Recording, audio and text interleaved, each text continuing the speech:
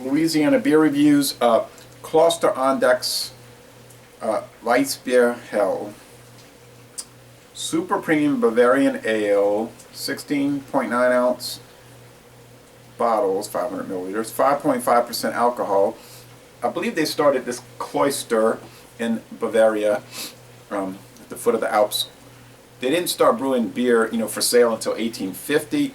Look, I'm trying to put my glasses on. 1850, but the monastery was established in 1455. This particular brand, this beer, didn't come out till 1993. Okay, and it says that on their website. Water, wheat, malt, barley malt, hops, and yeast. Now I had started it, and then it was taking a long time because it was full. The head was very full, white, and it's a yellow golden appearance. Okay, fine, but and I appreciate the 4 glasses that Blue Moon sent me. Coors Brewing Company, Molson Coors sent me. Oh, wow. But it was taking too long to get to the bottom of the Tootsie Roll Pop because there's so much cake sediment down there. And I was finding that it had your stereotypical German banana, coriander, slight clove aroma, your tap water flavor that develops as you drink a wheat beer. It had a bit of an eggy aroma, which to me was akin to sometimes when you pour Schaefer Light. And people might say, Schaefer Light? How could you compare Schaefer Light to this? It's just what I'm thinking of. That's what it came to mind. And I know I have to go with that because it's probably accurate.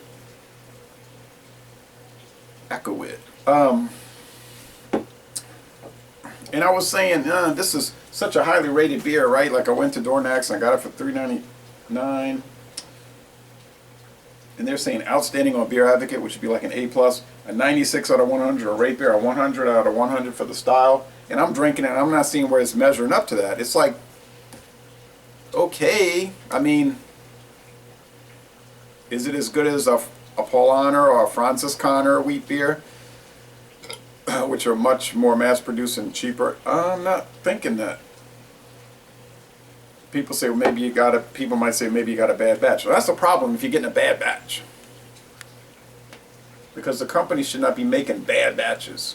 Maybe the beer's old. Okay, it's coming loose. I don't know about all that. Maybe it's just not as good as people claim.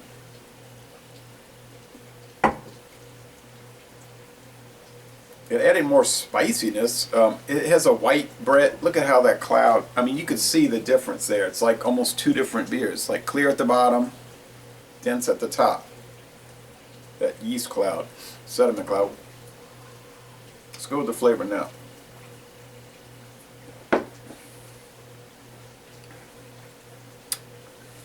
Gives it a little more body. Like goes from light to medium, from pretty spicy to more spicy. You still get the hint of banana, the hint of bitterness, the hint of coriander, the hint of clove, a strong overriding tap water, what you call it, feature. But yet, all in all, I don't see where it's anything remarkable. Like I said earlier,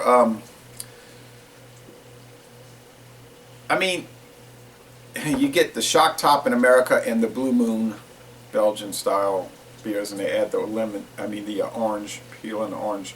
Yeah, it's better than those because those things are just so, I'm talking about the regular Shock Top and the regular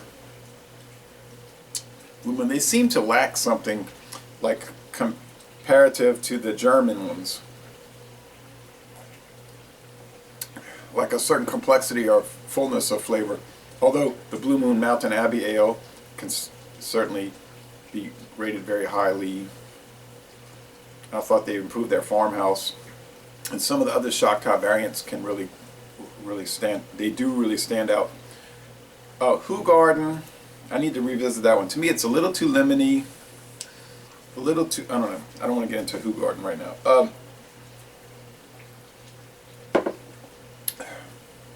I like this beer. It's enjoyable.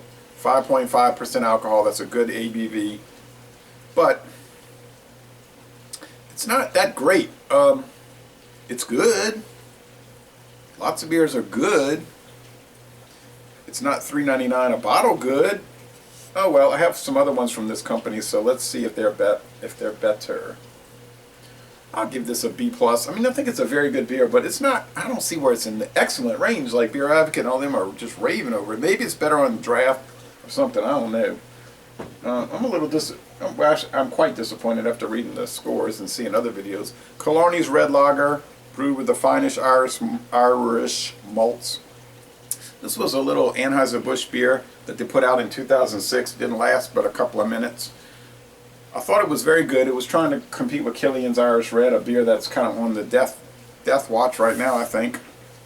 George Killian's Irish Red, but maybe red beers are making a little comeback now. Seem to have had lost their popularity for a good while, much like brown ales. But now with the IPAs sort of losing momentum to a great extent, right? The IPA thing, thankfully, it seems to have gone,